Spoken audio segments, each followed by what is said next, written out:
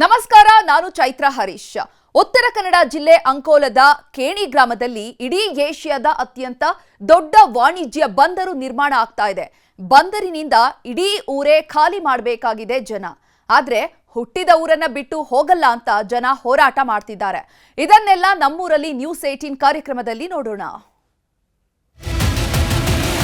ಕಳೆದ 3-4 ವರ್ಷಗಳಿಂದ ಒಂದು ಸಮಸ್ಯೆಯನ್ನ ಬಹಳ ದೊಡ್ಡ ಪ್ರಮಾಣದಲ್ಲಿ ಎದುರಿಸ್ತಾ ಇದೆ. ಕೂಲಿಗೆ ಕಸಲ್ರಿ ಹಳ್ಳಪಳ ಬಂತಂದ್ರೆ ಸಂಬಂಧಪಟ್ಟ ಅಧಿಕಾರಿ ಒಬ್ರು ಯಾರು ಬರಲ್ಲ. 100% ಅದು ಜನರಿಗೆ ಉಪಯೋಗ ಮಾಡಿಕೊಡ್ತಾರೆ. ನಮ್ಮ ನ್ಯೂಸ್ 18 ಅವ್ರಿಗೆ ಬಂದು ಪ್ರಸಾರ ಮಾಡಿದ್ರೆ ಕೆಲಸ ಸ್ಟಾರ್ಟ್ ಐತಿ. ಅವ್ರಿಗೆ ನಾವು ಕೃತಜ್ಞತೆಗಳನ್ನು ಹೇಳ್ತೀವಿ. 60ಕ್ಕೂ ಅಧಿಕ ಹಳ್ಳಿಗಳಿಗೆ ನೀರನ್ನ ಪೂರೈಸುವಂತ 10 ವರ್ಷದಿಂದ ಬರ್ತಾವ ಅಂತ ಹೇಳ್ತಾರ್ರಿ. ಇದನ್ನ ನೋಡ್ಲಾಕ ಬರಂಗಿಲ್ಲ. ನಾ ಇವತ್ತು ರೈತ ಸಂಘದ ಪರವಾಗಿ, ರೈತ ಕುಲದ ಪರವಾಗಿ ನ್ಯೂಸ್ 18 ಅವರಿಗೆ ಧನ್ಯವಾದಗಳು ಹೇಳಿ. ನಮ್ಮ ನ್ಯೂಸ್ 18 ಕನ್ನಡ ಮತ್ತು ಫೆಕ್ಟ್ ಆಗಿ ಇವತ್ತು ನಮಗೆ ಸಕ್ಸಸ್ ದೊರೆತಿದೆ. ಇಲ್ಲಿ ಹುಟ್ಟುವಂತ ಪ್ರತಿ ಮಕ್ಕಳು ಕೂಡ ನರಕವನ್ನ ನೋಡ್ತಾ ಇದ್ದಾರೆ. ಮನವಿ ಸಹ ಕೊಟ್ಟಿದ್ರೂ ಸಹ ಯಾವುದೇ ರೀತಿಯಾದಂಥ ಕ್ರಮ ಕೈಗೊಳ್ಳಲ್ಲ. ನನ್ನ ವತಿಯಿಂದ ಕನ್ನಡ ನ್ಯೂಸ್ 18ಗೆ ಧನ್ಯವಾದಗಳನ್ನು ಅರ್ಪಿಸ್ತೀನಿ. ನ್ಯೂಸ್ 18 ಈ ಬಗ್ಗೆ ಸುದ್ದಿ ಮಾಡಿದಕ್ಕೆ ಧನ್ಯವಾದಗಳು.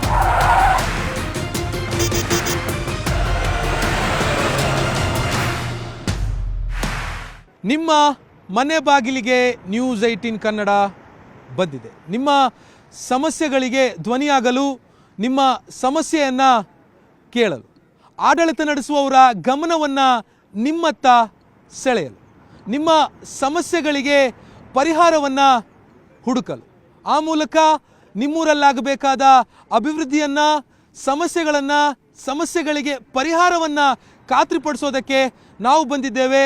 ಇದೇ ಹೊತ್ತಿನ ವಿಶೇಷ ನಮ್ಮೂರಲ್ಲಿ ನ್ಯೂಸ್ 18. ನಾನು ಆಶಿಕ್ ಮುಲ್ಕಿ.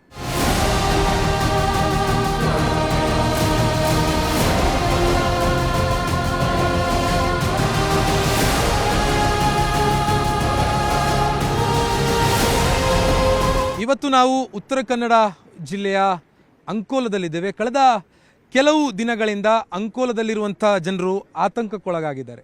ಯಾಕೆ ಅಂತಂದರೆ, ಅಂಕೋಲದಲ್ಲಿ ಹೊಸ ಒಂದು ವಾಣಿಜ್ಯ ಬಂದರನ್ನು ನಿರ್ಮಾಣ ಮಾಡೋದಕ್ಕೆ ಕೇಂದ್ರ ಮತ್ತು ರಾಜ್ಯ ಸರ್ಕಾರಗಳು ನಿರ್ಧಾರ ಮಾಡಿರುವಂಥದ್ದು. ಈ ವಾಣಿಜ್ಯ ಬಂದರಿಗೆ ಇಲ್ಲಿರುವಂಥ ಸ್ಥಳೀಯರು ವಿರೋಧವನ್ನು ವ್ಯಕ್ತಪಡಿಸಿ ಈಗಾಗಲೇ ಪ್ರತಿಭಟನೆಯನ್ನು ಮಾಡ್ತಾ ಇರುವಂಥದ್ದು. ಸೊ ಇವತ್ತಿನ ನಮ್ಮೂರಲ್ಲಿ ನ್ಯೂಸ್ 18 ವಿಶೇಷ ಕಾರ್ಯಕ್ರಮದಲ್ಲಿ ಈ ಭಾಗದ ಜನರು ಯಾಕೆ ಈ ಒಂದು ಬಂದರಿಗೆ ವಿರೋಧ ವ್ಯಕ್ತ ಮಾಡ್ತಾ ಇದ್ದಾರೆ ಅನ್ನೋದ್ರ ಬಗ್ಗೆ ಅವ್ರನ್ನೇ ನಾವು ಮಾತಾಡಿಸ್ತಾ ಹೋಗೋಣ. ಈಗ ನನ್ನ ಜೊತೆ ಕೇಣಿ ಅನ್ನುವಂಥ ಆ ಗ್ರಾಮಸ್ಥರಿದ್ದಾರೆ. ಆ ಗ್ರಾಮಸ್ಥರನ್ನು ಮಾತಾಡ್ಸೋಣ. ಸರ್, ರಾಜ್ಯಕ್ಕೊಂದು ವಾಣಿಜ್ಯ ಬಂದರು ಬರುತ್ತೆ ಅಂತಂದರೆ ಅದೊಂದು ಅಭಿವೃದ್ಧಿಯ ಪ್ರತೀಕವಾಗಿ ಉಳಿದಂಥ ಈ ಒಂದು ಅಂಕೋಲ ತಾಲೂಕು ಅಥವಾ ಉತ್ತರ ಕನ್ನಡ ಜಿಲ್ಲೆಯ ಹೊರಗಿನವರು ಅಂದ್ಕೊಳ್ಳುವಂಥದ್ದು. ಸೊ ನೀವು ಯಾಕೆ ಈ ಬಂದರಿಗೆ ವಿರೋಧವನ್ನು ಮಾಡ್ತಿದ್ದೀರಿ ಅಂತ? ಸರ್, ಈಗ ಉತ್ತರ ಏಷ್ಯಾದಲ್ಲೇ ಪ್ರಥಮ ಒಂದು ಬಂದರಾಗಿರೋದ್ರಿಂದ, ಒಂದು ದೊಡ್ಡ ಬಂದರಾಗಿರೋದ್ರಿಂದ ಇಲ್ಲಿ ಕೇಣಿಯನ್ನು ಚಾಯ್ಸ್ ಮಾಡ್ಕೊಂಡಿದ್ದಾರೆ. ಸುಮಾರು 1.5 ವರ್ಷದಿಂದಲೂ ಈ ಸರ್ವೆ ಕಾರ್ಯವನ್ನು ನಡೀತಾ ಇತ್ತು. ಆದರೂ ಕೂಡ ಜನರು ಯಾರು ಇದೇನು ನಡೀತದೆ ಅಂತ ಯಾಕೆಂದರೆ ಯಾರಿಗೂ ಗೊತ್ತಾಗಲಿಲ್ಲ ಇತ್ತು. ನಾವು ದಿನಾಂಕ 12ನೇ ತಾರೀಕಿಗೆ ಈ ಒಂದು ಇದ್ರ ಬಗ್ಗೆ ನಾವು ವಿಶ್ಲೇಷಣೆ ಮಾಡಿ, ವಿಮರ್ಶೆ ಮಾಡಿ, ಇದು ದೊಡ್ಡ ಬಂದರು, ವಾಣಿಜ್ಯ ಬಂದರು ಅನ್ನುವಂಥ ವಿಚಾರವನ್ನು ಗೊತ್ತಾಗಿ ಅಲ್ಲಿ ಯಾವುದೇ ರೀತಿಯ ಒಂದು ಈ ಮೀನುಗಾರಿಕೆ ಬಂದರು ಆಗಿಬಿಟ್ರೆ ಮೀನುಗಾರರಿಗೆ ಇಲ್ಲಿ ಆತಂಕ ಸೃಷ್ಟಿಯಾಗ್ತದೆ, ಮೀನುಗಾರಿಕೆ ಮಾಡಲಿಕ್ಕೆ ತೊಂದರೆ ಆಗ್ತಾಯಿದೆ. ಆ ಒಂದು ಉದ್ದೇಶಕ್ಕಾಗಿ ಮೀನುಗಾರರ ಬದುಕಿಗೆ ಒಂದು ಕಪ್ಪು ಚುಕ್ಕಿ ಇಟ್ಟಂಗೆ ಆಗ್ತದೆ ಅನ್ನುವಂಥ ವಿಚಾರವಾಗಿ ಈ ಬಂದರು ಬೇಡ ಅನ್ನುವಂಥ ನಿರ್ಧಾರವನ್ನು ಇಡೀ ಗ್ರಾಮಸ್ಥರು ನಾವು ಅದನ್ನು ನಿರ್ಧಾರ ಮಾಡಿಕೊಂಡು ಈ ಬಂದರು ಬೇಡ, ಹಾಗಾಗಿ ಇಲ್ಲಿ ಬಂದರು ಆಗಿರೋದ್ರಿಂದ ಏನಾಗ್ತದೆ ಅನ್ನುವಂಥ ವಿಚಾರ ಈ ಗುಡ್ಡದ ಈಗ ಅಲ್ಲಿ ಪೂರ್ತಿ 3.5 ಕಿಲೋಮೀಟರ್ನಷ್ಟು ಹಾರ್ಬರ್, 500 ಮೀಟರ್ ಅಷ್ಟು ಅಗಲ ಮತ್ತು 3.5 ಕಿಲೋಮೀಟರ್ ಲೆಂತನ್ನು ಅವರು ಹಾರ್ಬರ್ ಮಾಡ್ತಾರೆ. ಹಾರ್ಬರ್ ಮಾಡಿದವಾಗ ಸಂದರ್ಭದಲ್ಲಿ ಮಳೆಗಾಲದಲ್ಲಿ ಬಿರುಗಾಳಿ ಹೋದಂಥ ಸಂದರ್ಭದಲ್ಲಿ, ತುಫಾನ್ ಆಗುವಂಥ ಸಂದರ್ಭದಲ್ಲಿ ಸುತ್ತ ನಿಯರ್ ಪ್ರದೇಶ ಅಂತ ಹೇಳಿದ್ರು ಗ್ರಾಮದ ಗಾಬಿದ್ಕಿಣಿ ಆಗಲಿ, ಶೇಡಿಕುಳಿ ಆಗಲಿ, ಬೆಳಂಬರ ಆಗಲಿ, ಆ ಕಡಲಿನ ಅಬ್ಬರ ಅವರ ಮನೆಗೆ ಅಪ್ಪಳಿಸುವಂಥ ಪರಿಸ್ಥಿತಿ ಆಗ್ತದೆ. ಅದೇ ರೀತಿಯಲ್ಲಿ ನದಿಯಿಂದ ನೀರು ತುಂಬಿ ಮಳೆಗಾಲದಲ್ಲಿ ಪ್ರವಾಹ ನೆರೆ ಆಗುವಂಥ ಪರಿಸ್ಥಿತಿ ಇರೋದರಿಂದ ಸ್ಥಳೀಯ ಎಲ್ಲ ಗ್ರಾಮಸ್ಥರು ಇದನ್ನು ವಿರೋಧ ಮಾಡ್ತಿದ್ದಾರೆ. ಹಾಗಾಗಿ ನಾವು ಏನು ಮಾಡ್ತಿದ್ದೀವಿ ಕೇಳಿದ್ರೆ, ಇವತ್ತು 10 ದಿವಸ ಆಯಿತು. ಈಗ 1ನೇ ತಾರೀಕು ಇವ್ರದ್ದು ಪೊಲೀಸ್ ಬಂದೋಬಸ್ತ್ ಮಾನ್ಯ ಜಿಲ್ಲಾಧಿಕಾರಿಯವರು ಏನು ನಿರ್ಣಯ ತಗೊಂಡಿದ್ದಾರೆ ಅಂತಂದರೆ 144 ಕಲಮನ್ನು ಜಾರಿಗೆ ಮಾಡಿ ಸೋಮವಾರದಿಂದ ಇಲ್ಲಿಯವರೆಗೆ ಹೌದು ನಿಷೇಧಾಜ್ಞೆ ಜಾರಿ ಮಾಡಿ ಇಲ್ಲಿ ಆ ಮಷಿನ್ ಹತ್ರ 2.5 ಗಂಟೆ ತನಕ ವೇಟ್ ಮಾಡಿ ನಮ್ಮನ್ನು ಪ್ರತಿಭಟನೆ ಮಾಡುವುದರ ಮೂಲಕ ಇವತ್ತು ನಮಗೆ ಆತಂಕವನ್ನು ಸೃಷ್ಟಿ ಮಾಡಿದ್ದಾರೆ ಜಿಲ್ಲಾಡಳಿತ. ಹಾಗಾಗಿ ಮೊನ್ನೆ ಜಿಲ್ಲಾಡಳಿತ ಅವ್ರು ಬಂದರೂ ಕೂಡ ಈಗ ನಿಮಗೆ ಸರ್ವೆ ಮಾಡಲಿಕ್ಕೆ ಅಲೋ ಮಾಡಿಕೊಡಿ ಅಂತ ಕೇಳುವಂಥ ವಿಚಾರವನ್ನು ಅವರು ನಮಗೆ ಹೇಳ್ತಾ ಇದ್ದಾರೆ. ಆದರೆ ಇದು ಸರ್ವೆ ಮಾಡೋದು ಬೇಡ. ದಿನಾಂಕ 18ನೇ 19ನೇ ತಾರೀಕಿಗೆ ಹೋದಂಥ ಬೋಟಿ ಮೊನ್ನೆ ಸೋಮವಾರ ದಿವಸ ಬಂದಂಥ ಈ ಜಿಲ್ಲಾಡಳಿತ 144 ಕಲಮನ್ನು ಜಾರಿಗೆ ಮಾಡಿ ನಮ್ಮನ್ನು ಆತಂಕಕ್ಕೆ ಈಡು ಮಾಡ್ತಿದ್ದಾರೆ. ಸರ್ ರಾಜ್ಯ ಸರ್ಕಾರ ಆಗಲಿ ಕೇಂದ್ರ ಸರ್ಕಾರ ಆಗಲಿ ಅವರು ಜನರ ಪರವಾಗಿರ್ಬೇಕು ಸರ್. ಈಗ ಜನರ ಪರವಾಗಿಲ್ಲ ಆದರೆ ಈ ಒಂದು ಯೋಜನೆ ಅವರು ಬಜೆಟ್ ಮಾಡಿರ್ತಾರೆ, ಆದರೆ ಅವರು ಜನರ ವಿರೋಧ ಇದ್ದಾಗ ಅದನ್ನು ಬೇರೆ ಸ್ಥಳಕ್ಕೆ ಅವರು ತಗೊಂಡು ಹೋಗಬೇಕು. ಇಷ್ಟೆಲ್ಲ ಜನ ಈಗ 3 ತಿಂಗಳಿನಿಂದ ಒಂದು ಒತ್ತಡದಲ್ಲಿ ಜನರ ಒಂದು ಪ್ರೆಸ್ ಮೀಟ್ ಆಗಲಿ ಎಲ್ಲ ವಿಷಯಗಳನ್ನು ಈಗ ಕೇಂದ್ರ ಸರ್ಕಾರಕ್ಕೆ ರಾಜ್ಯ ಸರ್ಕಾರ ತಿಳಿದಿರ್ತದೆ ಸರ್. ಆದರೂ ಕೂಡ ಈಗ 1 ವಾರದಿಂದ 144(7) ಸೆಕ್ಷನ್ ಜಾರಿಗೆ ಮಾಡಿ 1 ವಾರದಿಂದ ಜಿಲ್ಲಾಡಳಿತ ಇಲ್ಲಿ ಜನರಿಗೆ ತೊಂದರೆ ಕೊಡ್ತಾ ಇದೆ. 1 ವಾರದಿಂದ ಮೀನುಗಾರಿಕೆ ಇಲ್ಲ. ಈಗ ನೀವು ನೋಡ್ತಾ ಇದ್ದೀರಿ 1 ಬೋಟ್ಗಳು ಹೋಗ್ತೀರ, ಅವರು ಈಗ 1 ವಾರದಿಂದ ಅವರು ಹೊಟ್ಟೆಗೆ ಯಾರು ಕೊಡ್ತಾರೆ ಸರ್? 1 ವಾರ ಊಟಕ್ಕೆ ತಿಂಡಕ್ಕೆ ಹೋದ್ರೆ ಮಾತ್ರ ಅವರಿಗೆ ಮೀನು ತಂದ್ರೆ ಮಾತ್ರ ಅವರ ಜೀವನ ಹೋಗ್ತಾ ಇದೆ.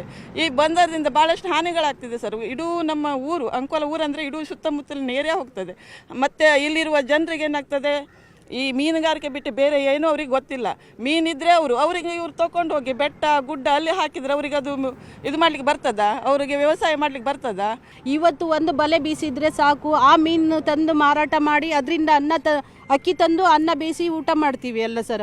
ಅದರಿಂದನೇ ಮಕ್ಕಳಿಗೆ ಶಿಕ್ಷಣ ಕೂಡ ಕೊಡ್ತಾ ಇದ್ದೀವಿ ನಾವು ಮೀನುಗಾರಿಕೆಯಿಂದ. ಈಗ ಮೀನುಗಾರಿಕೆನೇ ಕಳ್ಕೊಂಡು ನಾವು ಎಲ್ಲಿ ಹೋಗಬೇಕಾಯ್ತು ಹೇಳ್ರಿ ಸರ ನೀವು? ಅಷ್ಟೇ ಅಲ್ಲದೆ ಈಗ ಕೇಂದ್ರ ಸರ್ಕಾರ ಆಗಲಿ ರಾಜ್ಯ ಸರ್ಕಾರ ಆಗಲಿ ಈ ಯೋಜನೆಯನ್ನು ತಂದಿದ್ದಾರಲ್ಲ, ಜನರ ಪರವಾಗಿ ಯೋಜನೆ ಇರಬೇಕಲ್ಲ. ಜನರಿಗೆ ಬೇಡ ಆದಮೇಲೆ ಇವ್ರು ಯಾಕೆ ಇಷ್ಟೊಂದು ಕಾಳಜಿ ವಹಿಸ್ತಾರೆ ಅನ್ನೋದಕ್ಕೆ ನಮ್ಗೆ ಉತ್ತರ ಬೇಕು ಸರ. ನಮ್ಮೂರಿಗೆ ಬಂದು ನಮ್ಮನ್ನೇ ಹೊರಗಡೆ ಕಳಿಸ್ತಾ ಇದ್ದಾರೆ, ಏನು ಮಾಡೋದು ಸರ್ ಈಗ?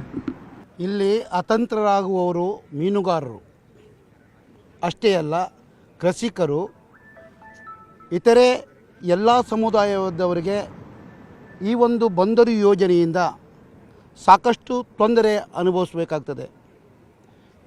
ಈ ಪ್ರದೇಶದಲ್ಲಿ ವಿಶೇಷವಾಗಿ ಜೀವ ವೈವಿಧ್ಯತೆಗಳು ಬೇಕಷ್ಟು ಸಿಗುತ್ತವೆ. ಉದಾಹರಣೆಗೆ ಹೇಳಬೇಕಂದ್ರೆ ಈ ಜೀವ ವೈವಿಧ್ಯತೆಗಳಲ್ಲಿ ಸುಮಾರು 6 ನಾಟಿಕೈಲ್ ಮೈಲು ದೂರದಲ್ಲಿ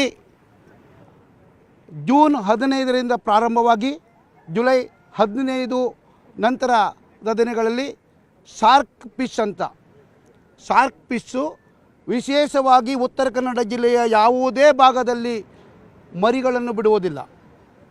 ಅದೇ ಒಂದು ಪ್ರದೇಶದಲ್ಲಿ ಅದೇ ಸಮಯದಲ್ಲಿ ಮರಿಗಳನ್ನು ಬಿಟ್ಟು ಮತ್ತೆ ಬೇರೆ ಕಡೆ ಜೀವಿಸ್ತದೆ. ಈ ಒಂದು ಕಾರಣ ಇದೆ. ಇನ್ನೊಂದು ಅಂದರೆ ಸಿಂಗ್ರಿ, ನಾವು ತೊರ್ಕೆ ಅಂತೇವೆ. ಆ ತೊರ್ಕೆಗಳು ಸುಮಾರು 1-1.5 ಕೋಟಿಯಷ್ಟು ತೊರ್ಕೆಗಳು, ಅದಕ್ಕಿಂತ ಜಾಸ್ತಿ ಇದು ದಾಖಲೆ ಕೂಡ ಇದೆ. ಈ ಒಂದು ಪ್ರದೇಶದಲ್ಲಿ ವಿಶೇಷವಾಗಿ ಬೇರೆ ಕಡೆ ಎಲ್ಲೂ ಕೂಡ ಅದು ಮರಿಗಳನ್ನು ಬಿಡೋದಿಲ್ಲ. ಈ ಒಂದು ಪ್ರದೇಶದಲ್ಲಿ ಯಾಕಂದರೆ ಈ ಮಣ್ಣಿನ ಅಂಶಗಳು ಹಾರೈತಿವೆ, ಅದಕ್ಕೆ ಆ ಮಣ್ಣಿನ ಅಂಶಕ್ಕೆ ಇಲ್ಲಿ ಬಂದು ಮರಿಗಳನ್ನು ಬಿಟ್ಟು ಹೋಗುತ್ತದೆ. ಇನ್ನೊಂದಂದರೆ ಈ ಒಂದು ಭಾಗದಲ್ಲಿ ಪ್ರತಿ ಜಲಚರಗಳು, ಮೀನಿನ ಜಲಚರಗಳು ಮಂಗಳೂರು, ಉಡುಪಿ, ಗೋವಾ ಇದೇ ಒಂದು ಸಮುದ್ರ ತೀರದಲ್ಲಿ ಬಂದು ಫಿಶಿಂಗನ್ನು ಮಾಡಿ ಹೋಗ್ತಾರೆ. ಪರ್ಚಿನ್ ಬೋಟ್ಗಳನ್ನು 12 ನಾಟಿಕೈಲ್ ಮೈಲ್ ದೂರದಲ್ಲೂ ಕೂಡ ಮಾಡಿ ಈ ಒಂದು ಈ ಕೃಷಿಯನ್ನು ನಂಬಿಕೊಂಡಿದ್ದಾರೆ. ಮತ್ತು ಮೀನುಗಾರಿಕೆ ಮುಂದೆ ಖಂಡಿತ ನಶಿಸಿ ಹೋಗುತ್ತದೆ. ಕಾರಣ ಈ ಹಿಂದೆ ಬೇರೆ ಎಲ್ಲೆಲ್ಲೂ ಬಂದರುಗಳಾಗಿವೆ, ಅದೆಲ್ಲ ಬಂದರು ಪ್ರದೇಶಗಳಲ್ಲಿ ಮೀನುಗಾರರು ಬದುಕಲು ಯೋಗ್ಯವಾದ ಸ್ಥಳಗಳಿಲ್ಲ. ಆ ರೀತಿಯಾಗಿ ಈ ನಮ್ಮನ್ನು ಮುಂದೆ ಈ ಒಂದು ವ್ಯಾಪ್ತಿಯಲ್ಲಿ ಯಾವುದೇ ಕಾರಣಕ್ಕೂ ಬದುಕಲು ಬಿಡ್ತಾ ಇಲ್ಲ. ಯಾಕಂದರೆ ಈ ಪರಿಸ್ಥಿತಿ ಏನಾಗಿದೆ ಅಂದರೆ ಈಗ ಅವರು ಹೇಳ್ತಾ ಇರೋದು 3.25 ಕಿಲೋಮೀಟರ್ ಫಸ್ಟ್ ಸ್ಟೆಪ್ಪು. ಇದು ವಾಸ್ತವವನ್ನು ನಮ್ಮ ಜಿಲ್ಲಾಡಳಿತ ನಮಗೆ ಸರಿಯಾದ ರೀತಿಯಲ್ಲಿ ಮುಚ್ಚಿಡ್ತಾ ಇದೆ. ನಾವು ಅದಕ್ಕೆ ನೇರವಾದ ಪ್ರಶ್ನೆ ಬಂದರು ಇಲಾಖೆ ಅಧಿಕಾರಿಗಳ ಜೊತೆ ಅಥವಾ JSW ಅಧಿಕಾರಿಗಳ ಕಂಪ್ನಿಯವರ ಜೊತೆ ಪ್ರಶ್ನೆ ಮಾಡಿದಾಗ ಅದರ ವಿಸ್ತೃತ ವರದಿ ಕೊಡಿ ನಮಗೆ. ನಮ್ಮ ಸಮಾಜದ ಎದುರು, ನಮ್ಮ ಜನರ ಎದುರು ಅದನ್ನು ಬಹಿರಂಗಪಡಿಸಿ ಅಂದರೆ ಅದಕ್ಕೆ ನೇರವಾದ ಯಾವುದೇ ಉತ್ತರ ಇಲ್ಲ. ಈ ಒಂದು ಪ್ರಶ್ನೆ ಕೇಳಿದವಾಗ ಅಲ್ಲಿ ನಮ್ಮ ಮಾನ್ಯ ಜಿಲ್ಲಾಧಿಕಾರಿಗಳು, ಮಾನ್ಯ ಪೊಲೀಸ್ ವರಿಷ್ಠಾಧಿಕಾರಿಗಳು ಕೂಡ ಹಾಜರಿದ್ದರು. ಆ ಒಂದು ಸಂದರ್ಭದಲ್ಲಿ ನಾವು ಇದನ್ನು ಕೇಳಿದವಾಗ ಅವರಿಂದ ಯಾವುದೇ ಉತ್ತರ ನಮಗೆ ಬಂದಿಲ್ಲ. ಈ ಜನಾಂಗ ಹೀಗೆ ಬದುಕಬೇಕನ್ನೋದಾದರೆ ಮುಂದಿನ 100 ವರ್ಷಗಳವರೆಗೆ ನಮ್ಮ ಒಂದು ಜನಾಂಗ ಅಂದರೆ 1ರಿಂದ 3 ಪಟ್ಟು ಜಾಸ್ತಿ ಆಗಿರೋದ್ರಿಂದ ನಮಗೆ ಈ ಒಂದು ಪ್ರದೇಶದಲ್ಲಿ ಯಾವುದೇ ಒಂದು ಕೋರ್ಟ್ ಅದು CRZ ಆ್ಯಕ್ಟ್ನಲ್ಲಿ ಸ್ಪಷ್ಟವಾಗಿ ಉಲ್ಲೇಖವಾಗಿದೆ. ಅದನ್ನು ಯಾಕೆ ನೀವು ಮೊದಲನೇ ಮಾಡ್ತಾ ಇಲ್ಲ, ಅದನ್ನು ನಾವು ಕೇಳ್ತಾ ಇದ್ದೇವೆ. ಅದಕ್ಕೆ DC ಅವರಿಗೆ ಅದೇ ಪ್ರಶ್ನೆ ಕೇಳಿದವಾಗ ಜಿಲ್ಲಾಧಿಕಾರಿಯಿಂದ ಈಗ ಯಾವುದು ಸ್ಪಷ್ಟ ಉತ್ತರ ಬಂದಿಲ್ಲ. ಸರ್ ಹೇಗೆ ಸರ್, ಈಗ ಬಂದರು ಬರೋದು ಅನ್ನೋದು ಉದ್ಯೋಗ ಅವಕಾಶಗಳೆಲ್ಲ ಉಂಟಾಗ್ತದೆ ಅನ್ನುವಂಥದ್ದು ಚರ್ಚೆ ಆಗ್ತಾ ಇರುವಂಥದ್ದು, ನಿಮಗೆ ಯಾಕೆ ಅದು ಬೇಡ ಅಂತ? ನಮ್ಮ ಉತ್ತರ ಕನ್ನಡ ಜಿಲ್ಲೆಯ ಕೇಣಿ, ಅಂಕೋಲ ತಾಲೂಕಿನ ಕೇಣಿ ಗ್ರಾಮ ಇದು ಅತಿ ಸುಂದರವಾದ ತೀರ ಪ್ರದೇಶ, ಸಮುದ್ರ ತೀರ ಪ್ರದೇಶ. ಈ ತೀರ ಪ್ರದೇಶದಲ್ಲಿ ನಮ್ಮ ಆಮೆಗಳು ಮೊಟ್ಟೆ ಇಡುವಂಥ ಪ್ರದೇಶ ಇದು. ಯಾಕಂದರೆ ಈ ಪ್ರದೇಶ ಆಮೆಗಳು ಮೊಟ್ಟೆ ಇಡುವಂಥ ಪ್ರದೇಶ ಇದು ನಮ್ಮ ಜಿಲ್ಲಾಡಳಿತಕ್ಕೂ ಗೊತ್ತು, ಎಲ್ಲ ಅರಣ್ಯ ಗೊತ್ತಿರೋದ್ರಿಂದ ಅರಣ್ಯ ಅಧಿಕಾರಿಗಳನ್ನು ನೇಮಿಸಿದ್ದು ಇದೆ. ಆದರೆ ಇಂಥ ಒಂದು ಪ್ರದೇಶದಲ್ಲಿ ಈ ಬಂದರು ನಮಗೆ ಬೇಡ. ಯಾಕಂದರೆ ಇಲ್ಲಿ ನಮ್ಮ ಮೀನುಗಾರರು ಅನಾದಿ ಕಾಲದಿಂದಲೂ ನಮ್ಮ ಮೀನುಗಾರಿಕೆಯನ್ನೇ ನಂಬಿಕೊಂಡು ಜೀವನ ಮಾಡ್ತಾ ಬರ್ತಾ ಇದ್ದಾರೆ.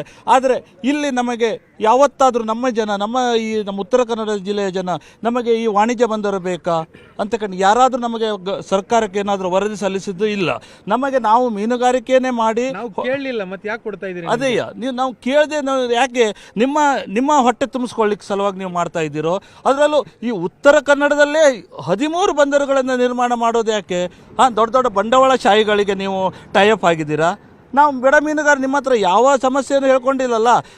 ನಾವು ಮೀನು ಹಿಡಿದು ಜೀವನವನ್ನು ಮಾಡ್ತಾ ಇದ್ದೀವಿ, ದಿನ ಸಮುದ್ರಕ್ಕೆ ಹೋಗಿ ಮೀನು ಹಿಡಿದು ಸ್ವಾಭಿಮಾನದಿಂದ ಬದುಕ್ತಾ ಇದ್ದೀವಿ. ನಮಗೆ ನಿಮ್ಮ ದುಡ್ಡು ನಮಗೆ ನಿಮ್ಮ ದುಡ್ಡಿನ ಅವಶ್ಯಕತೆನೇ ಇಲ್ಲ. ನಮಗೆ ಬಂದರು ಆಗೋದ್ರಿಂದ ಇಲ್ಲಿ ಮುಂದಿನ ಪೀಳಿಗೆಗೂ ಇದು. ಯಾಕಂದ್ರೆ ಇದು ಏಷ್ಯಾದಲ್ಲೇ ಅತಿ ಪ್ರಸಿದ್ಧವಾದ ಬಂದರಾಗಿರೋದ್ರಿಂದ ದಿನನಿತ್ಯಗಳು 100 ಹಡಗುಗಳು ಅಪ್ ಆ್ಯಂಡ್ ಡೌನ್ ಆಗ್ತಾ ಇರುತ್ತೆ. ಆವಾಗ ನಮ್ಮ ಮೀನುಗಾರಿಕೆ ದೋಣಿಗಳು, ಯಾಕಂದರೆ ನಾವು ಇಲ್ಲಿ ಬಡ ಮೀನುಗಾರರು ಸಾಂಪ್ರದಾಯಿಕವಾದ ದೋಣಿಗಳನ್ನು ಇಟ್ಕೊಂಡು ಜೀವನ ನಡೆಸ್ತಾ ಇರುವಂಥವ್ರು. ಯಾಕಂದರೆ ನಾವು ಮೀನುಗಾರಿಕೆಗೆ ಹೋಗುವಾಗ ಆ ಶಿಪ್ಗಳ ಓಡಾಟದಿಂದ ಆಗ ಶಿಪ್ ಬರುವಾಗ ಕಡಲ ತೆರೆಯಿಂದ ನಾವು ಮುಗುಚಿ ಬಿದ್ದು ಸಾಯಬಹುದು. ನಮ್ಮನ್ನು ರಕ್ಷಣೆ ಮಾಡೋರು ಯಾರಿಲ್ಲ.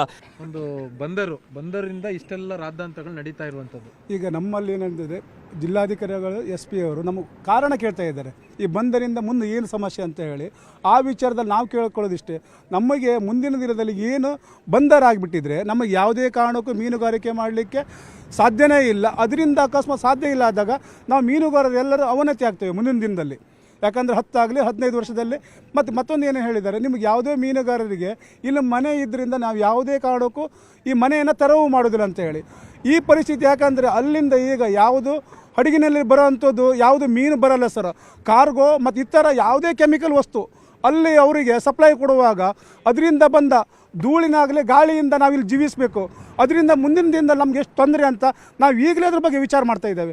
ಮತ್ತೊಂದೇನೆಂದರೆ ಅವ್ರು ನಮಗೆ ಸಮಕ್ಷಮ ಇನ್ನೂವರೆಗೂ ಒಂದು ಸಲ AC ಮೀಟಿಂಗ್ ಕರೆದಿದ್ದು ಬಿಟ್ಟರೆ ನಂತರ ಹೀಗೆ 144 ಕಲಂ ಜಾರಿ ನಾವು ಸ್ಟ್ರೈಕ್ ಮಾಡಿದ ದಿವಸನೇ ಬಂದಿದ್ದಾರೆ. ಅದಕ್ಕಿಂತ ಪೂರ್ವದಲ್ಲಿ ಯಾವುದೂ ನಮ್ಗೆ ಗಮನ ಕೊಡಲಿಲ್ಲ. ನಮ್ಮ ಊರಿನ ಬೀದಿಗಳಲ್ಲೇ ನಾವು ಓಡಾಡಕ್ಕಾಗಲ್ಲ ಅನ್ನುವಂಥ ಪರಿಸ್ಥಿತಿ ತಂದಿಟ್ರೆ ಅಲ್ಲ, ಈಗ ಏನಾಗಿದೆ ಸರ್, ನಮಗೆ ಭಯದ ವಾತಾವರಣ ಇದೆ. ಮತ್ತೊಂದು ಏನಂದರೆ, ನಾವು ಮೀನುಗಾರರು ಕೇಣಿಯಷ್ಟೇ ಟಾರ್ಗೆಟ್ ಮಾಡಿದ್ದಾರೆ. ಯಾರಾದರೂ ನಾವು ಮೀನುಗಾರಿಕೆ ಹೋದರೆ ಯಾರಾದರೂ ಇನ್ನಿತರು ಯಾರು ಕಮ್ಯುನಿಸ್ಟ್ ಆಗಲಿ ಉಗ್ರಗಾಮಿಗಳು ಯಾರೇ ಬಂದಿದ್ದರೂ ಸಹ ಅವರೇನಾದ್ರು ಅಲ್ಲಿ ಬೆಂಕಿ ಹಚ್ಚಿ ಅಥವಾ ಇನ್ನಿತರ ಏನಾದ್ರು ಘಟನೆ ಮಾಡಿದರೆ ಈ ಕೇಣಿ ಬಂದರದ ಮೇಲೆ ಏನಾದ್ರು ಅವರು ಕಾನೂನು ಕ್ರಮ ಅಂತ ಹೇಳಿದ್ದಾರೆ, ಅದು ನಮ್ಮ ಮೇಲೆ ಬರುತ್ತೆ. ಆ ಭಯದಿಂದ ನಾವು ಉಪವಾಸ ಇದ್ರೂ ತೊಂದರೆ ಇಲ್ಲ, ನಾವು ಊರಲ್ಲೇ ಇರ್ತೇವೆ. ನೀವು ಎಷ್ಟುವರೆವರೆಗೂ ಅಲ್ಲಿ ಸರ್ವೆ ಆಗೋವರೆಗೂ ಇರ್ತೀರೋ ಅಥವಾ ನಾವು ಅಲ್ಲಿವರೆಗೂ ನಮ್ಮ ಜೀವನಕ್ಕೆ ನಿಮ್ಮಿಂದಲೇ ಅವನತಿಯಾಗಿ ಹೋಗಲಿ. ಯಾಕಂದರೆ ಕಂಪನಿ ಬರೋಕ್ಕಿಂತ ಪೂರ್ವದಲ್ಲೇ ಜಿಲ್ಲಾಧಿಕಾರಿಗಳಿಂದಲೇ ಅಥವಾ ಸರ್ಕಾರದಿಂದಲೇ ಆಗಲಿ ನಾವು ಜೀವನ ಕಳ್ಕೊಳ್ಳುವಂಥ ಪರಿಸ್ಥಿತಿ ಬಂದರೂ ನಮಗೆ ಹೆದರೋದಿಲ್ಲ. ಇಲ್ಲಿರುವಂಥ ಜನರು ಹೇಳ್ತಾ ಇರುವಂಥದ್ದು, ನಾವು ಈ ಸಮುದ್ರವನ್ನೇ ನಂಬ್ಕೊಂಡು ಬದುಕ್ತಾ ಇರುವಂಥದ್ದು. ಅಮ್ಮ, ನೀವು ಇಷ್ಟು ವರ್ಷ ಸಮುದ್ರವನ್ನೇ ನಂಬ್ಕೊಂಡು ಬದುಕಿದ್ರಿ, ಅಲ್ಲಿ ಸಿಗುವಂಥ ಮೀನನ್ನು ಹಿಡಿದು ಮಾರಿ ಜೀವನವನ್ನು ಮಾಡ್ಕೊಂಡ್ರಿ. ಈಗ ಈ ಊರಿಂದನೇ ನೀವು ಹೊರಗಡೆ ಹೋಗಿ ಅಂತಿದ್ದಾರೆ. ಅದು ಸಾಧ್ಯ ಇಲ್ಲ ಸರ್. ನಮ್ಮಲ್ಲಿ ಇಲ್ಲಿಂದ ಊರಿಂದ ಹೊರಗಡೆ ಹೋಗಿ ಅಂದರೆ ನಮಗೆ ಅದು ಸಾಧ್ಯ ಇಲ್ಲ. ನಮ್ಗೆ ಏನಿದ್ರೆ ಇದನ್ನೇ ಅವಲಂಬಿಸ್ಕೊಂಡು ನಾವು ಇದ್ದೀವಿ. ಈಗ ಈಗ ಇದನ್ನೇ ನಂಬ್ಕೊಂಡು ನಾವು ಇದ್ದೀವಿ. ನಾವು ಜೀವ ಆದ್ರೂ ತೊರಿತೀವಿ, ಆದರೆ ಈ ಊರನ್ನು ಬಿಟ್ಟು ಹೋಗೋದಿಲ್ಲ. ಈ ವಾಣಿಜ್ಯ ಬಂದರ್ ನಮ್ಗೆ ಬೇಡವೇ ಬೇಡ. ಅಂದ್ರೆ ಅದು ಅಭಿವೃದ್ಧಿ ಹೆಸರಿನಲ್ಲಿ ಏನೋ ಮಾಡ್ಲಿ, ಅವರು ಏರ್ಪೋರ್ಟ್ ಮಾಡ್ಲಿ, ಬಂದರ್ ಮಾಡ್ಲಿ, ಜನರಿಗೆ ಬದುಕಕ್ಕೆ ಒಂದು ಅವಕಾಶ ಕೊಡಬೇಕು. ಬದುಕಕ್ಕೆ ಅವಕಾಶ ಕೊಡ್ತೇ ಇಲ್ಲ ಸರ್. ಅವರು ಯಾವುದೋ ಬಂದರು ಮಾಡಲಿ, ಮೀನುಗಾರಿಗೆ ದೋಣಿ ಹೋಗ್ಲಿಕ್ಕೂ ಅವಕಾಶ ಕೊಡ್ತೇ ಇಲ್ಲ. ಈಗ 5 ದಿವಸ ಆಯ್ತು ಸರ್ ದೋಣಿ ಬಂದ್ ಮಾಡಿ, ಯಾರು ದೋಣಿಯಿಂದ ಹೊರಗೆ ಹೋಗ್ತಾ ಇಲ್ಲ. ಹಾಗಾದ್ರೆ ಜೀವನ ಹೇಗೆ ಮಾಡ್ಬೇಕು ಸರ್? ಅಂದ್ರೆ ನನಗೆ ಗೊತ್ತಿದೆ, ನಿಮ್ಮ ಈ ಕೋಸ್ಟಲ್ ಇದರಲ್ಲಿ ಒಂದು ದಿನ ಮೀನ್ ಹಿಡ್ದಿಲ್ಲ ಅಂದ್ರೆ ಮನೆಯಲ್ಲಿ ಅನ್ನ ಬೇಯೋದಿಲ್ಲ. ಮೀನುಗಾರಿಕೆ ಇಲಾಖೆಯವರು ನಿಮ್ಗೆ ಈ ಬಂದರ್ ಆಗೋದ್ರಿಂದ ಏನ್ ಸಮಸ್ಯೆ ಅಂತ ನಮ್ಮನ್ನ ಪ್ರಶ್ನೆ ಮಾಡ್ತಾರಲ್ಲ, ಅವ್ರಿಗೆ ಗೊತ್ತಿದೆ, ಒಳಾಂತರದಲ್ಲಿ ಗೊತ್ತಿದೆ ಇಲ್ಲಿ ಏನ್ ಸಮಸ್ಯೆ ಆಗ್ಬೋದು ಅನ್ನೋದು. ಈಗ ಬಂದರ್ ಆಯ್ತಂದ್ರೆ ನಾವು ಸಣ್ಣ ಮೀನು ದೋಣಿ ಇದ್ದವರು ಎಲ್ಲಿ ನಾವು ಮೀನು ಬಲೆ ಬಿಡಬೇಕು? ಈ ದೊಡ್ಡ ಈ ಫುಲ್ ವಿಸ್ತಾರ, ಈ ದೊಡ್ಡ ಸಮುದ್ರ ಇದೆಲ್ಲ ಫುಲ್ ಬಂದರ್ ಆಗ್ತದೆ. ಏಷ್ಯಾ ಖಂಡದಲ್ಲೇ ದೊಡ್ಡ ಬಂದರ್ ಅಂತ ಇವರೇ ಪತ್ರಿಕೆಯಲ್ಲಿ ಕೊಟ್ಟಿದ್ದಾರಲ್ಲ. ಹಾಗಿರ್ಬೇಕಾದ್ರೆ ದೊಡ್ಡ ಬಂದರ್ ನೀವು ಕಟ್ಟಿ ನಮ್ಮ ಎದೆ ಮೇಲೆ ಕಟ್ಟೋದು ಬೇಡ ಅಂತ ಹೇಳೋದು ಅಷ್ಟೇ. ಈಗ ಗೌರ್ಮೆಂಟ್ಗೆ ಎಲ್ಲರಿಗೂ ಕಂಪ್ನಿಯವರಿಗೆಲ್ಲ ನಮ್ಮ ಉತ್ತರ ಕನ್ನಡ ಮೇಲೆ ಕಣ್ಣು ಬಿದ್ದಿದ್ಯಾ ಸರ್? ನಾವು ಈಗ ಎಲ್ಲಿಗೆ ಹೋಗೋದು? ನಾವು ದಂಧೆ ಮಾಡ್ಕೊ ತಿನ್ನೋದು ಬೇಡ, ನಮ್ಗೆ ಯಾರು ಕೊಡ್ತೇವೆ? ಈಗ 1 ವಾರ ಮೇಲಾಯಿತು ನಾವು ದಂಧೆ ಮಾಡ್ದಂತೆ. ಅವ್ರು ಯಾಕೆ ಆ ಥರ ಮಾಡೋದು? ನಾವು ಕೇಳೋದು ಇದು ಅವರಿಗೆ. ನಮ್ಮ ಮೀನುಗಾರದ್ದು ಬೀಚೇ ಬೇಕಂತ ಕಾದಿದ್ದಾರೆ. ಮತ್ತು ಯಾವ ದೇಶದಲ್ಲೂ ಇಲ್ವಾ ಬೀಚ್? ನಮ್ಮ ಉತ್ತರ ಕನ್ನಡದಲ್ಲೇ ಇದೆಯಾ ಬೀಚ್? ಎಲ್ಲ ಸೈಡ್ ಇದೆ, ಗೋವಾದಲ್ಲಿದೆ, ಎಲ್ಲ ಕಡೆಗೂ ಇದೆ, ಮಹಾರಾಷ್ಟ್ರ ಇದೆ, ಅಲ್ಲಿ ಹೋಗಬೇಕು, ಇಲ್ಲಿ ಬರ್ಲಿಕ್ಕಿಲ್ಲ. ಅವರು ನಮ್ಮ ಉತ್ತರ ಕನ್ನಡದೇ ತಗೊಳ್ತಾ ಇದ್ದಾರೆ ಈಗ. ನಮ್ಮ ಮಕ್ಕಳೆಲ್ಲ ನಾವೆಲ್ಲ ನಮ್ಮ ಗಂಡದರೆಲ್ಲ ನಾವೆಲ್ಲ ಹಿಂದೂ ಕಾಲದಲ್ಲಿ ದುಡ್ಕೊಂಡು MBBS SLC ಎಲ್ಲ ಹಾಕೊಂಡಿದ್ದಾರೆ. ಅದು ನೌಕರಿಯನ್ನು ನಾವು ಆಸೆ ಪಡೋರಿಲ್ಲ. ನಮ್ಮ ಕಂಪನಿ ಬೇಡ ಅಷ್ಟೇ. ನಮ್ಗೆ ಯಾವುದೇ ಆಸ್ತಿ ಬರೋದು ಕಂಪನಿ ಬೇಡ. ನಾವು ಕೇಳ್ತಾ ಇರೋದು ನಮಗೆ ಚಿನ್ನ ಕೊಡಿ, ಒಡವೆ ಕೊಡಿ ಅಂತಲ್ಲ, ಏನಿಲ್ಲ, ದುಡ್ದು ಸ್ವಾಭಿಮಾನದಿಂದ ಬದುಕ್ತೀವಿ, ಅವಕಾಶ ಕೊಡಿ ಅಂತ ಕೇಳ್ತಾ ಇದ್ದೀವಿ. ಯಾವುದೇ ನಮ್ಗೆ ಬೇಡ ಅಂತ ಕೇಳ್ತಾ ಇದ್ದೀವಿ. ಎಷ್ಟೇ ಕೋಟಿ ಕೊಟ್ರು ನಮ್ಗೆ ಬೇಡ. ಇದು 100 ರೂಪಾಯಿ ದುಡಿಯೋದೇ ನಾವು ಕೇಳ್ಕೊಳ್ತಾ ಇದ್ದೀವಿ. ನಮ್ಗೆ ಇದನ್ನೇ ಬಿಟ್ಟು ಕೊಟ್ರೆ ಸಾಕು. ತಿಂಗಳ ಮೇಲೆ ಆಯ್ತು ನಾವು ಸ್ಟ್ರೈಕ್ ಮಾಡಿ ಈಗ. ಆವಾಗಿಂದ ನಮ್ಗೆ ಯಾವುದು ಇದ್ದು ಇಲ್ಲ. ನಮ್ ಬೇಡನೇ ಬೇಡ, ವಾಣಿಜ್ಯ ಬಂದರ್ ಬೇಡ, ಯಾಕೆ ಇದ್ದು ಬೇಡ, ಕಂಪನಿನೂ ಬೇಡ, ಇಲ್ಲ ಮತ್ತೇನು ಬೇಡ. ಬೇಡ ನಮ್ಗೆ ಐಷಾರಾಮಿ ಬದುಕ್ ಬೇಡ. ನಮ್ಮ ನೆಲನೇ ಕೊಡಿ, ನಮ್ಮ ಊರೇ ಕೊಡಿ, ನಮ್ಗೆ ನಮ್ಮ ಊರು ಬಿಟ್ಟು ಕೊಟ್ಟು ಸಮುದ್ರ ನಮ್ ಕೆಲಸ, ನಮ್ ಜೀವನ ಅಷ್ಟೇ ಸರ್. ನೆಮ್ಮದಿ, ಹೌದು, ನೆಮ್ಮದಿ ಜೀವನದಲ್ಲಿ ಇದ್ದೀವಿ ನಾವು. ಈಗ ಹಿಂಸೆ ಕೊಡೋದಂತೂ ಬೇಡ ನಮ್ಗೆ ಸರ್. ಕೊನೆಯದಾಗಿ ಸರ್, ಈಗ ಹೋರಾಟ ಹೇಗೆ ಇದು? ಈಗ ಹಂಗಿನ ಅರಮನೆಗಿಂತ ಕುಡುಕಿಯ ಗಂಜಿಯ ಲೇಸ್ ಅಂತ ಹೇಳದಂಗೆ ನಾವು ಈ ಮೀನುಗಾರಿಕೆಯನ್ನು ಮಾಡಿಕೊಂಡು ಬದುಕುವಂಥ ಜೀವನಕ್ಕೆ ಇವರು ಜಿಲ್ಲಾ ಆಡಳಿತ ಪೊಲೀಸರನ್ನು ಬಂದೋಬಸ್ತ್ ಇಟ್ಕೊಂಡು ಈ ಥರ 144 ಕಲಮನ್ನು ಜಾರಿಗೆ ಮಾಡಿದ್ದಾರೆ. ಈ ಒಂದು ಕಲಂ ಜಾರಿಗೆ ನಿಷೇಧಾಜ್ಞೆ ರದ್ದುಪಡಿಸದಿದ್ದಲ್ಲಿ 1 ವಾರದ ಒಳಗೆ ಗಡುವು ಕೊಡ್ತೇವೆ. ಆ 1 ವಾರದ ಗಡುವದ ಒಳಗೆ ಈ ಬೋಟ್ ಏನು ತೆಗೆದುಕೊಂಡು ತೆರವು ಮಾಡದಿದ್ದ ಪಕ್ಷದಲ್ಲಿ ಜಿಲ್ಲೆಯಾದಂಥ ದೊಡ್ಡ ಬೋಟ್ಗಳನ್ನು ತಂದು ಏನು ಜಾಕಪ್ ಬಾರ್ಜ್ ಇದೆಯಲ್ಲ ಅದನ್ನು ತಗೊಂಡೋಗು 100 ಮೀಟ್ರ್ 100 ಮಾರು ನೀರೆಲ್ಲ ತಗೊಂಡೋಗಿ ಹಾಕ್ತೀವಿ. ದಯವಿಟ್ಟು ಜಿಲ್ಲಾಡಳಿತ ಗಮನ ಇರಲಿ. ನಾವು ಮೀನುಗಾರರು ಶಾಂತಿಯಿಂದ ವರ್ತನೆ ಮಾಡ್ತಿದ್ದೇವೆ. ಉಗ್ರವಾಗಿ ಏನೂ ಒಂದು ನಾವು ಕ್ರಮ ಕೈಗೊಳ್ಳಿಲ್ಲ. ಮುಂದಿನ ದಿನದಲ್ಲಿ ಮೀನುಗಾರರಿಗೆ ಆತಂಕ ಸೃಷ್ಟಿ ಮಾಡುವಂಥ ಒಂದು ಉದ್ದೇಶವನ್ನು ಇಟ್ಕೊಂಡಿದ್ದಿದ್ರೆ ಇವತ್ತಿನಿಂದ 1 ವಾರ ಗಡುವು ಕೊಡ್ತೀವಿ. 1 ವಾರದಲ್ಲಿ ನೀವೇನಾದ್ರು ಕ್ರಮ ತೆಗೆದುಕೊಳ್ಳುವುದಲ್ಲೇ ಇದು ಏನು ನಿಷೇಧಾಜ್ಞೆಯನ್ನು ಜಾರಿಗೆ ಮಾಡಿದ್ದನ್ನು ವಾಪಸ್ ಪಡೆದಿದ್ದಲ್ಲಿ ನಾವು ಖಂಡಿತವಾಗಿ ಇಡೀ ಉತ್ತರ ಕನ್ನಡ ಜಿಲ್ಲೆಯ ಬೋಟನ್ನು ತಂದು ಇಲ್ಲಿ ಆ ಜಾಕಪ್ ಬಾರ್ಜನ್ನು ಎಳೆದುಕೊಂಡು ಹೋಗ್ತೀವಿ. 100 ಮೀಟರ್ 100 ಮೈಲ್ ದೂರದಲ್ಲಿ ತಗೊಂಡೋಗಿ ಹಾಕ್ತೀವಿ ಅನ್ನುವಂಥ ವಿಚಾರವನ್ನು ಈ ಸಂದರ್ಭದಲ್ಲಿ ಹೇಳ್ತಿದ್ದೇವೆ. ದಯವಿಟ್ಟು ಜಿಲ್ಲಾಡಳಿತ ಆಗಲಿ ಪೊಲೀಸ್ ವರಿಷ್ಠಾಧಿಕಾರಿ ಆಗಲಿ ನೀವಿಬ್ಬರು ಸಮಾಲೋಚನೆ ಮಾಡಿ ಇದಕ್ಕೊಂದು ತಕ್ಕ ಉತ್ತರ ಕೊಡಿ. ಇದನ್ನು ನಿಷೇಧಾಜ್ಞೆಯನ್ನು ಬಂದ್ ಮಾಡಿ. ಮೀನುಗಾರರು ಆತಂಕ ಸೃಷ್ಟಿಸೋದಕ್ಕೆ ನೀವು ಕಾರಣ ಆಗ್ತೀರಿ, ಮೀನುಗಾರ ಸಾವು ನೋವುಗಳಿಗೆ ನೀವೇ ಕಾರಣ ಆಗ್ತೀರಿ ಅಂತ ಹೇಳುವಂಥ ವಿಚಾರವನ್ನು ಇದೇ ಸಂದರ್ಭದಲ್ಲಿ ಹೇಳ್ತಿದ್ದೇನೆ. ಮೇಡಮ್, ಕೊನೆಯದಾಗಿ ಸರ್, ಈಗಾಗಲೇ ನಮ್ಗೆ ಈಗ ನಿಷೇಧಾಜ್ಞೆ ಮೊದಲು ತೆಗಿಬೇಕು. ಮತ್ತು ನಾವು ಈಗಾಗಲೇ ಅವರು ದೋಣಿಗೆ ಹೋಗದೆ ಸುಮಾರು 1-2 ವಾರದಿಂದ ಹಾಗೆ ಇದ್ದಾರೆ. ಅವ್ರಿಗೆ ದೋಣಿಗೆ ಹೋಗಲಿಕ್ಕೆ ಅವಕಾಶ ಮಾಡಿಕೊಡಬೇಕು. ಮತ್ತು ನಮಗೆ ವಾಣಿಜ್ಯ ಬಂದರು ಬೇಡ ಸರ್. ಯಾವ ಕಾರಣಕ್ಕೂ ವಾಣಿಜ್ಯ ಬಂದರ್ ಬೇಡ. ನಾವು ಹೇಳ್ತೀವಿ ಇಲ್ಲ ಸರ್, ನಾವು ಜೀವ ಬಿಡ್ಲಿಕ್ಕಾದ್ರೂ ರೆಡಿ ಇದ್ದೀವಿ. ವಾಣಿಜ್ಯ ಬಂದರ್ ನಮ್ಗೆ ಬೇಡ ಅಷ್ಟೇ. ನಾವು ಸರ್ಕಾರಕ್ಕೆ ಹೇಳೋದು ಇಷ್ಟೇ. ಹೀಗೆ ನಿರಂತರವಾಗಿ ಇಲ್ಲಿರುವಂತಹ ಗ್ರಾಮಸ್ಥರು ನಮಗೆ ಯಾವುದೇ ಕಾರಣಕ್ಕೂ ಕೂಡ ಅಭಿವೃದ್ಧಿ ಹೆಸರಿನಲ್ಲಿ ನಮ್ಮೂರನ್ನ ನಮ್ಮಿಂದ ಕಸಿದುಕೊಳ್ಳುವಂತ ಕೆಲಸಕ್ಕೆ ಕೈ ಹಾಕಬೇಡಿ. ಈಗೇನು ನೀವು ವಾಣಿಜ್ಯ ಬಂದರನ್ನ ನಿರ್ಮಾಣ ಮಾಡ್ತೀವಿ ಅಂತ ಮುಂದೆ ಬಂದಿದ್ದೀರಿ, ಅದನ್ನ ಆದಷ್ಟು ಬೇಗ ವಾಪಸ್ ತಗೊಳ್ಬೇಕು. ನಮ್ಮ ಬದುಕನ್ನ, ನಮ್ಮ ನೆಲವನ್ನ, ನಮ್ಮ ಏನು ಕಾಯಕವನ್ನ ನಮಗೆ ವಾಪಸ್ ಕೊಡಬೇಕು ಅನ್ನುವಂಥ ಒಂದು ಬೇಡಿಕೆಯನ್ನ ಈ ಒಂದು ಗ್ರಾಮದ ಗ್ರಾಮಸ್ಥರು ಸರ್ಕಾರದ ಮುಂದೆ ಇಡ್ತಾ ಇರುವಂಥದ್ದು. ಈಗಲಾದರೂ ಈ ಗ್ರಾಮಸ್ಥರ ಮನವಿಗೆ ಸರ್ಕಾರದ ಮನಸ್ಸು ಕರಗುತ್ತಾ ಅನ್ನುವಂಥದ್ದನ್ನ ಕಾದು ನೋಡೋಣ. ಇದಾಗಿತ್ತು ಈ ಹೊತ್ತಿನ ವಿಶೇಷ. ನಿರಂತರ ಸುದ್ದಿಗಾಗಿ ನೋಡ್ತಾ ಇರಿ News 18 ಕನ್ನಡ. ಜಾಲ ನಮ್ಮದು, ಬಲ ನಿಮ್ಮದು.